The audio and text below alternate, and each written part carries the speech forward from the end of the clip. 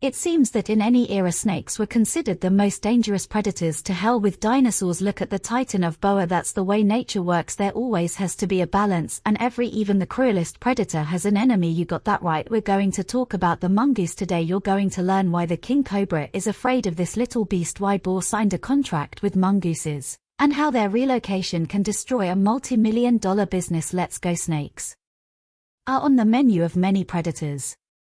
Honey badgers, mantises, otters, but mongooses are a different story. They just don't hunt, they deliberately terrorize snakes, destroy them, and just love to eat them for breakfast, lunch and dinner. It's hard to believe that a creature the size of a cat, which is also related to meerkats, can not only attack, but even kill the deadliest snakes on the planet. But mongooses are awesome at it. A black mamba, easy, he got it, give it a minute. And soon this snake won't be able to hurt anyone, but it makes a great snack.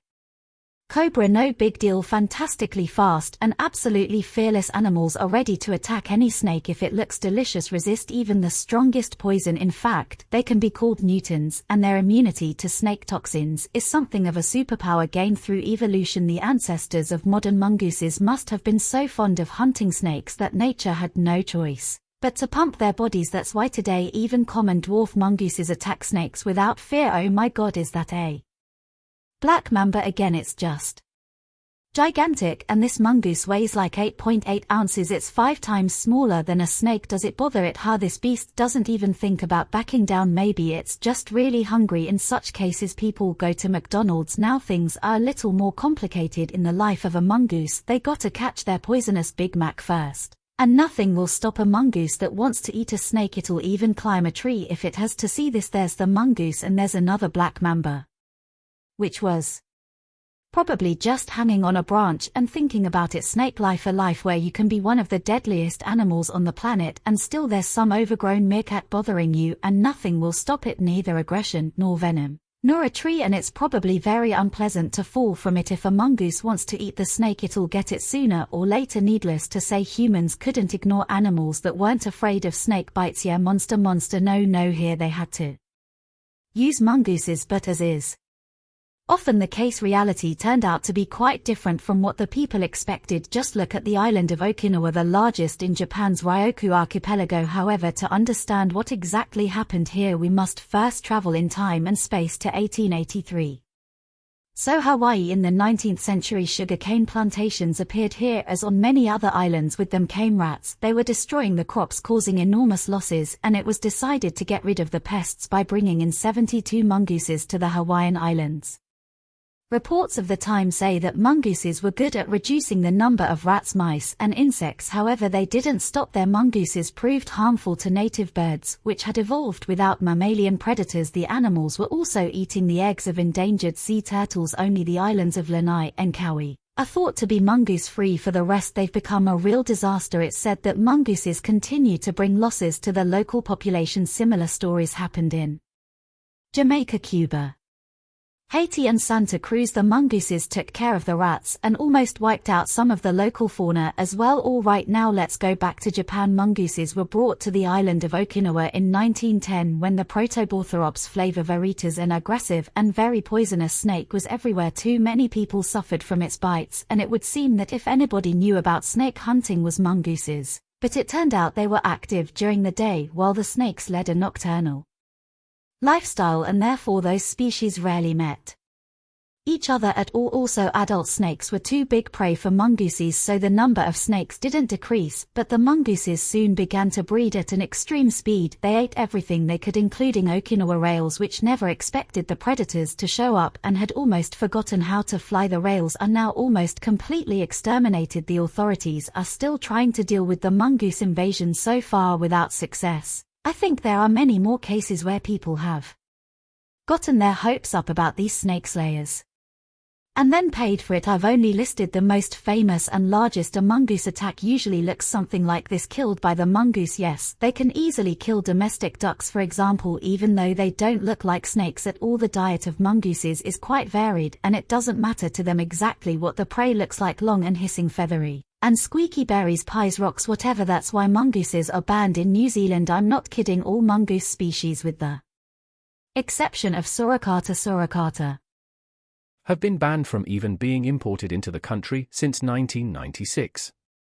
There are too many unique animals here which would surely suffer or disappear altogether if they were uncontrollably hunted. And there are no snakes there at all. Mongooses obviously wouldn't like that. Another country where mongooses are banned is the USA. It's forbidden to import them, even the most humble and well-mannered mongoose even as a pet. The only unique case happened with an animal named Mr. Magoo in 1962. A merchant seaman brought the mongoose to the country, probably had no idea it was going to die in the United States. Fortunately, there was a public campaign to save Mr. Magoo, so the mongoose settled in the Minnesota State Zoo and died a few years later of old age. It even became a local celebrity. But the most famous mongoose in history is of course Rikki Tikki Tavi, the character of a story by English writer Rudyard Kipling. You may have even heard the tale. Two snakes wanted to kill the people living in the house, and the heroic mongoose saved everyone. Come and fight with me, Nagina, music. There's even several cartoons made about Rikki Tikki, including in the US. This had no effect on the ban though. That's because even the loveliest mongoose is unlikely to become a 100 tame animal. You won't fix it, and if it wants a fight it'll get a fight with anyone, even a domestic cat or a dog that's a couple dozen times the size of the mongoose. Tell me honestly, would you attack a creature the size of a bus? Little outlaws ready to fight anyone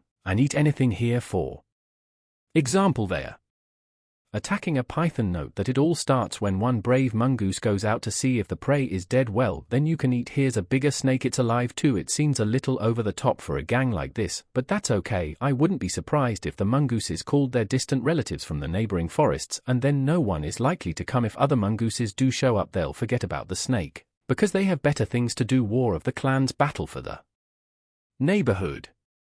Redistribution of territory. The mongooses line up in front of each other, then suddenly rush into attack. Some individuals may be seriously injured or even killed, but in the meantime males and females from opposing gangs sometimes mate. They seldom leave the group they were born in, and you have to avoid incest somehow so they can fight and carry on the line. All the fun in one place. However, if you think that mongooses only attack large opponents and their relatives in a group, here's proof to the contrary. For bloody lions against one Egyptian mongoose. I think the dictionary should have a picture of it opposite the word courage. But why do mongooses even form gangs if they can take care of themselves? Well, many species such as mungos are very social animals. They live in large close-knit groups of 7 to 40 individuals, and these individuals stick together. There's no clear hierarchy in the group, only notional domination. By age, conflicts are minimal. Everyone sleeps and eats together. Even births are almost synchronized. That's why the whole gang takes care of the babies. The younger generation is guarded and nurtured, and each mongoose can count on the help of the others. In short, something like tailed mafia. And as you can see, mongooses from different groups are irreconcilable enemies. Each pack desperately defends its home. As soon as one gang notices the other, there will always be bloodshed,